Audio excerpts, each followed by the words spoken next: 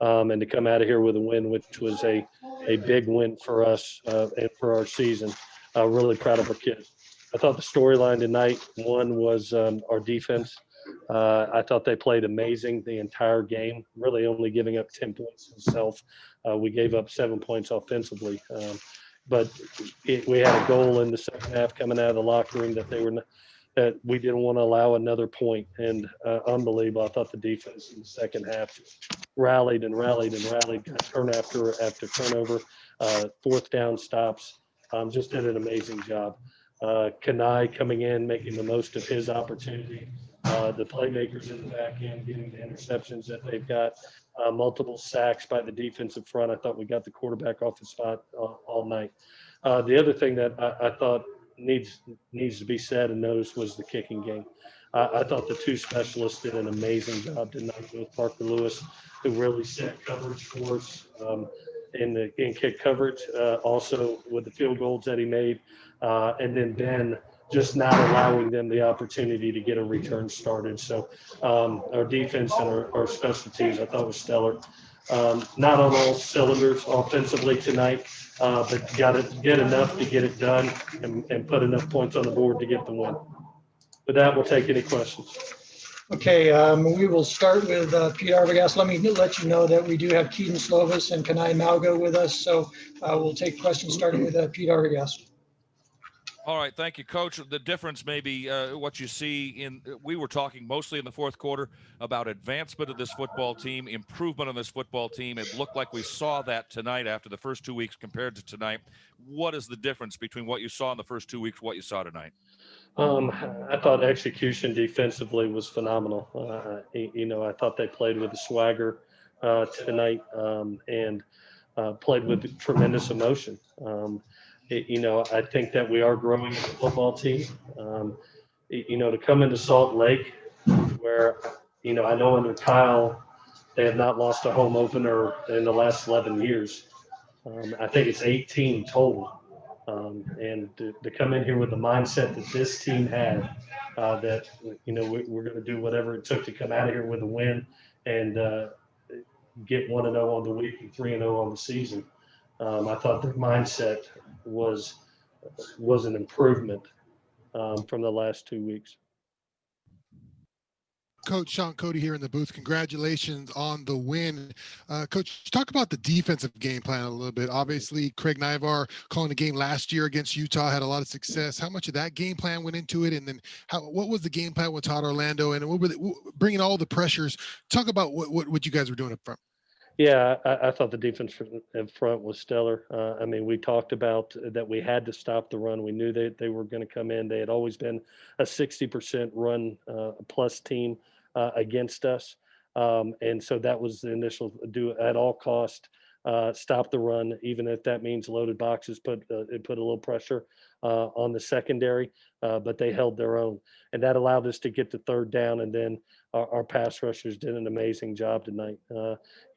They forced throws that caused interceptions, sacks, fumbles in the backfield. It just felt like we were playing in the backfield all night. And credit to T.O., credit to Vic, Dante, and Craig. They put an amazing game plan together, but more importantly, the kids executed it.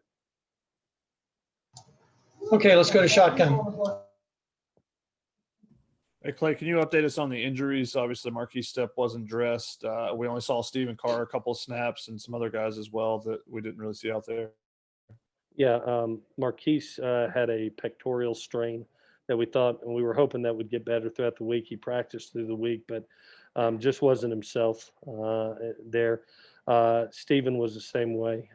He didn't practice a lot during the week, and then got a little bit of a knee to the back, and we went ahead and pulled him. We kind of knew it was going to be Vavai's game and Keenan's game, I thought they did a nice job. Keenan came in, gave us an explosive run, and Vavai was that every down back that we needed. I thought he did a good job running the ball, also in pass protection tonight. Those are the two. I was hoping both would get back for the game. Stephen was really close, but Keith, we just decided not to dress out tonight. Okay, Adam Grossbart. We're going to do one question per person, please. Kana'i, it just seemed like everything kind of came together and gelled for the defense tonight. Like, how did it feel for the guys out on the field? It felt amazing. You know, there was a lot of talk to our whole defense saying that we're going to be in a bar fight, and that's basically what we did all game. We took the fight to them, gave more blows than we took, and we just came out on top. Oh, Ryan Young. Kana'i, what was the major emphasis for you guys on defense this week, and what's the biggest area you think you've grown or improved in the first two games? It's basically stopping the run. That was our main goal. Utah had two running backs that are really powerful, and we just wanted to focus on stopping the run, making them air out the ball, so our DBs can work. Sorry, what was the other question? What's the biggest area of improvement you've seen from the unit from the first two games? You know, the amount of viciousness, I guess you could say. You know, we're really getting after the ball and making sure that everyone on our defense is zeroed in when the game starts. Let's go to Ryan Karchi. Hey, Kedon, I know you talked last week after the game about how you might have had some mechanical issues with your arm. I guess tonight, how did you feel just throwing out there, and how do you evaluate your performance and just the offense in general? I didn't think I had any issues throwing the ball. You know, credit coach for helping me pick out the game balls and get that fixed. But, you know, I don't think I played very well as a whole. I have to execute better. And again, we left a lot of points on the board. That's mostly because of my play and not being disciplined enough. So I think if you see my play increase, we'll put up a lot more points and have a lot more success offensively. Okay, Antonio. Clay, what was your overall impression of how the offense played tonight? Do you feel like there's kind of more rhythm in the second half? You know, coming out of the first half, you know, I not to say frustration, but you know, lost opportunities. I really thought that it should have been a 31-10 ball game at halftime. We gave up 7 points offensively, and we also took 7 points off the board in the red zone. And so I thought coming out in that first drive was really important, that we drove it down and got some points on the board. And it was, I thought Graham did a nice job putting a plan together, and the kids went down and executed it.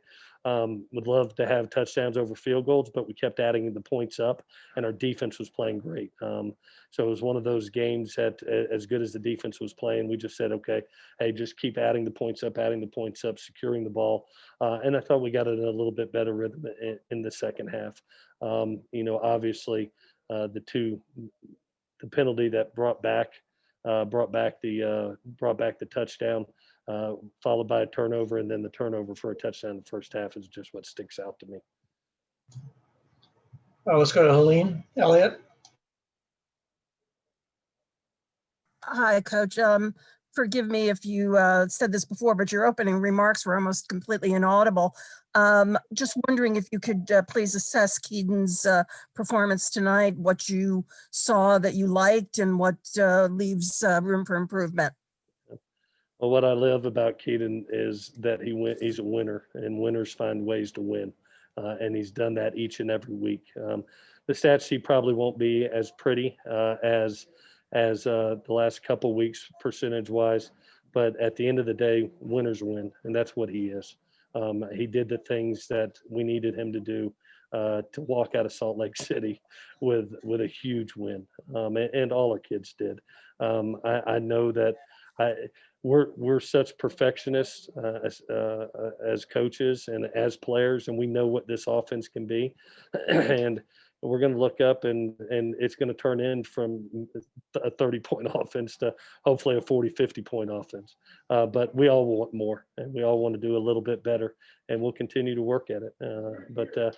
Yeah, the one thing that Kedon does, he finds a way to put the team on his back and win ball games. And he's done it again for us. He's 1-0 on the week and 3-0 on the season. We'll go back to shotgun. Hey, Clay, what do you have to do to kind of separate from opponents? I mean, when you get the defense gets the ball back 7 times, I know you feel like you should be able to, be able to spread that win margin out a little bit more. Yeah, 16 points is nice. We'd love to have even more, but I don't.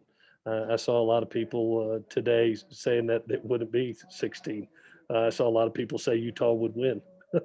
So to be able to come into a tough place to win a ball game against a Kyle Winningham team who we got a lot of respect for, and that Utah team who we got a lot of respect for, and to walk out of here with a 16-point win, we'll take it. Obviously, there's like I said earlier, to be able to eliminate the turnover that caused points and the turnover that took points off the board for us. Is something that would create even more separation, to be honest with you. I thought really it should have been a 31-10 ball game at halftime, and we let them stay in it into the second half, and then we started to separate ourselves, which I'm proud of the kids for doing. But we will hit on all cylinders, and I'm looking forward to that here soon. We're close. Defensively, I thought we took a major step ahead. Offensively, we're doing the things to win, but we haven't reached our full potential yet, and I look forward to that day. Back to Ryan Young. Kedon, can you walk us through what you saw on the interception and then how you shook that off, kind of get back on track? And then lastly, has all this chatter about your arm kind of affected you in any way? Are you tired of hearing it? On the interception to begin with, it's just a 4 verts play. We run all the time. We execute at a high level. I think I was just kind of on a different page as Eric where he was running. I thought he was going to take a different angle, but still it's my fault with the interception. When they give us that look, I just got to check it down or, just be smart with the football. And it was just a careless throw. With all the chatter, I think if anything, it motivates me to be on my best game. I thought this week we had a really great week of practice offensively. I just want to see it carry over to the game. Okay, we're going to have time for 2 more questions. We'll start with Adam Grossbard. Clay, was this the type of defensive performance you imagined when you hired T.O. This past winter? The one thing I really enjoy about T.O. is his aggressiveness. He's what I believe, what I love on offense is be attacking, be aggressive, and he's that way defensively. He has no fear in his calls, and the kids believe in him and the system. And tonight it was evident. I mean, the confidence was just radiating off of them. We were literally saying, there was one point in time in the first half, I said, go get the ball and bring it to me. And literally 2 plays later, they go and get the turnover and they immediately run it over to me. It was so much fun to watch them play tonight. And I thought they played for each other. The other thing that T.O. has done a nice job of, you saw us play a lot of kids tonight. A lot of kids tonight defensively.